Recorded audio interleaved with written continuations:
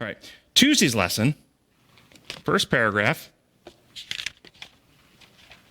It's about the Sabbath. Oh, we'll have some fun on the Sabbath today, won't we? It is precisely because God ended his work of creation that he instituted the Sabbath. The seventh-day Sabbath is therefore an expression of our faith that God finished his work then and that he found it very good. To keep the Sabbath is to join with God in the recognition of the value and beauty of his creation. So we're going to come back to one statement there, but let's walk through this pretty quick. Was there a Sabbath before the events described in Genesis?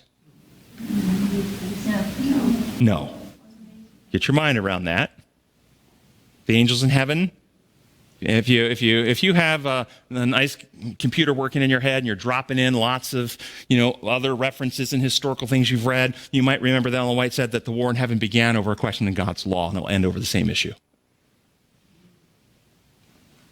Began in heaven over a question over God's law, it will end over the same issue. What does mother and father? What does that mean to an angel? They Okay. have mothers and fathers. We'll get to that in a question. God's law. Was there a Sabbath in heaven? No. So it didn't begin over the Sabbath in heaven. It won't end over the Sabbath either. That doesn't mean the Sabbath won't be involved, but it won't be over the Sabbath. It'll be over a question of God's law. And you're exactly right. The Ten Commandments didn't exist in heaven. Angels didn't have a law to honor their mothers and fathers, or sins will pass down 2 and 3 generations amongst the angels. The Ten Commandments are a codification or distillation of the great law of love and liberty and truth that all the universe operates upon, specifically for the needs of a sinful human species. It was written that way for our need. It wasn't always in existence in that codified form. So, no Sabbath in heaven. The Sabbath, Jesus said, was made. I mean, it had a beginning. So, question to you all, because I really, really like the design law of you. I don't like imposed rules. I don't like made-up things. So if the Sabbath actually had a beginning, it didn't always exist eternally, then are the penal legal people right? God makes up laws. Since it was made. We should be able to answer that, shouldn't we? It depends on why one believes the Sabbath was made, not the fact it was made. What was its purpose? Why was it made? Made for what? Well, the Sabbath was made as a rule that you must keep. Jesus said it. The Sabbath was made as a rule you must keep. You were not made... no, that's not what he said, is it? The Sabbath was actually made for man, not man for the Sabbath. Uh-huh. Okay, well, that gives us a clue. It was made for man, for our benefit, as a gift in some way. We weren't made to keep it. Well, if we have a design law view, it changes our view of things. The Sabbath was created for a purpose to fulfill a need that didn't exist in God's universe prior to his creating it. There was a need that came along. For some reason, the Sabbath was needed now. Did God in his foreknowledge know man would fall, even though he didn't want him to? He didn't predestine him to. He didn't cause him to. He provided every provision for him not to. Did he still know he would fall? And do you think God, with that foreknowledge, perhaps provided a gift that would be beneficial to all humankind till he came again?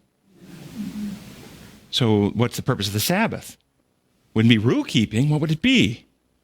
Well, consider this. Another thing that had a beginning according to our Bible reference. The rainbow. According to the Bible, the rainbow had a beginning. I will place the rainbow in the clouds. Prior to that, evidently, it didn't have one.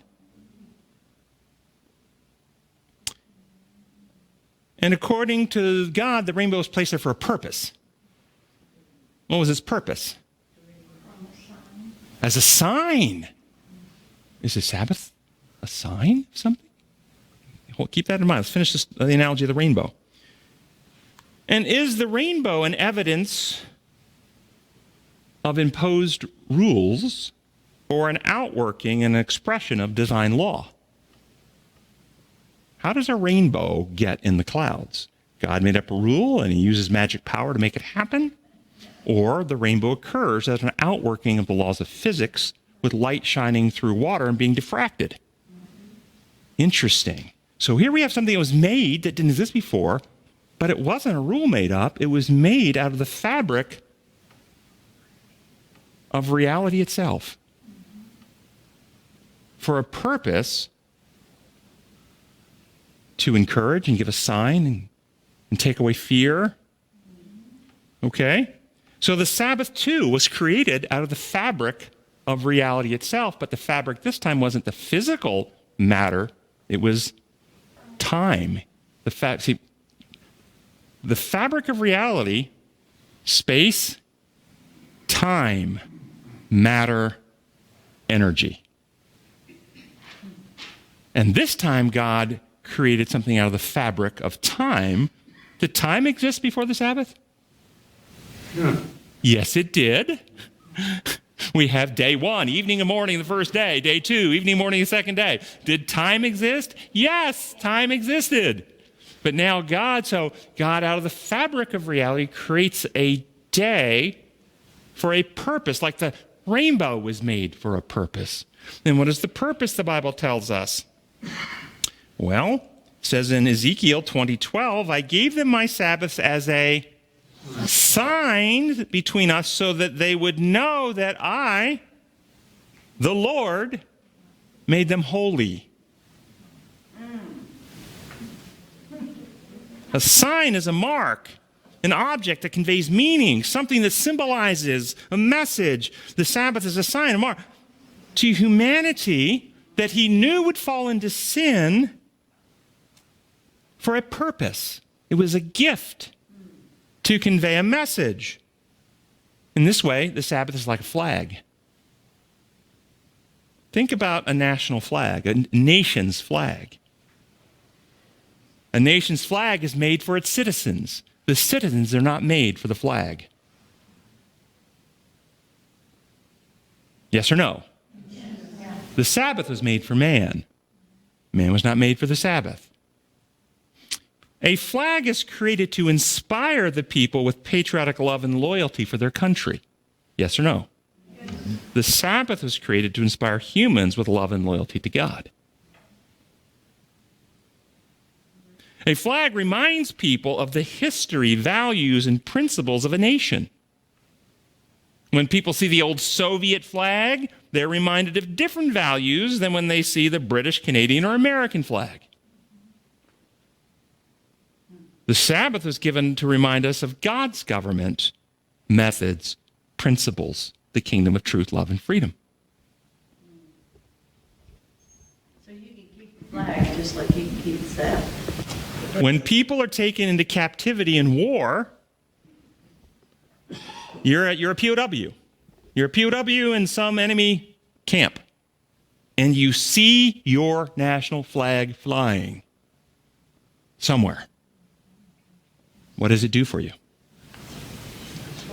Does it inspire you? Does it encourage you with hope that your people will come and rescue you? We are captives in this world of sin. The Sabbath is a flag, a reminder, a sign that God will make us holy. He will rescue us from sin, take us out of the camp of this evil world. Have you ever been proud to wave your nation's flag? Are you proud to wave the Sabbath? To celebrate it as a sign that God is delivering us, taking out sin from us, and making us holy. He has not abandoned us. He foreknew our need. He posted this sign into time itself. So no nation, no kingdom, no power, including Satan himself, could take this reminder from you. He's coming to make you holy. It still flies. The Sabbath flies. Every week it flies. But I know someone's going to ask, I'm going to get an email. Okay, fine, that's beautiful, but what about Sabbath keeping? What rules are we to keep on the Sabbath? As soon as you ask that question, what have you just done? That question, immediately if you try to answer it, takes you down what path? Satan's view of God's kingdom. You're now in Satan's camp. It's all about rule enforcement. It would be like saying, I got married. What rules do I have to keep? What rules? Do I have to actually not go to the bar anymore? Do I actually have to stop seeing other people? That's what it'd be like asking. Okay, fine. As soon as you go down that camp, you're no longer a Sabbath keeper. You're like those who want him off the cross. It's not a gift. It's a constraint that steals your liberty and joy.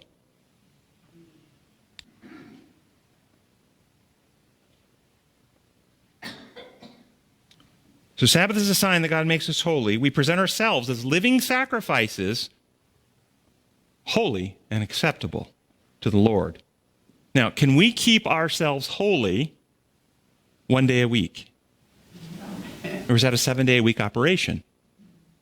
So Sabbath keeping is more than a 1-day-a-week operation. It's a flag that comes through every week to remind us that God makes us holy. But we are to remember all week long. Remember the Sabbath all week long. Remember my kingdom which is revealed in the Sabbath, truth, presented in love, leaving people free. Because when was the Sabbath made? In the context of what? We have already established Job's first. The war's already begun. Satan's rebellion. God begins to give evidence. He begins giving truths that he's creator. He begins creating an ecosystem, an entire planet operating on the principles of love. He shares creative power with intelligent beings. He gives sovereignty to govern. He's showing how the kingdom works. Truth presented in love. And then he says, you've seen my power. You get in line or I'll kill you.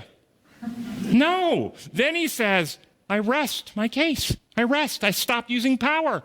I can't have your friendship and love if you're afraid and intimidated because I'm powerful. So I create this space and time for you to think for yourself without pressure, without coercion. I rest. I stop using power. Liberty, freedom. The Sabbath is the embodiment of religious liberty. Truth presented in love, leaving people free. We don't coerce. We don't compel. We're one. And we celebrate all week, and so we practice those methods in how we treat others. The true Sabbath keepers are those who live the truth, present the truth in love, and leave people free. Well, is the Sabbath still binding? Somebody's going to email me. Well, I would ask you, if you ask that question, binding what? The way we teach it, rightly understood, the Sabbath gift to humankind helps God bind truth and love into our hearts. It binds it into our hearts as we appreciate its meaning and what it represents in the kingdom and how he operates. God is creator. His laws are design laws. He gives us real freedom.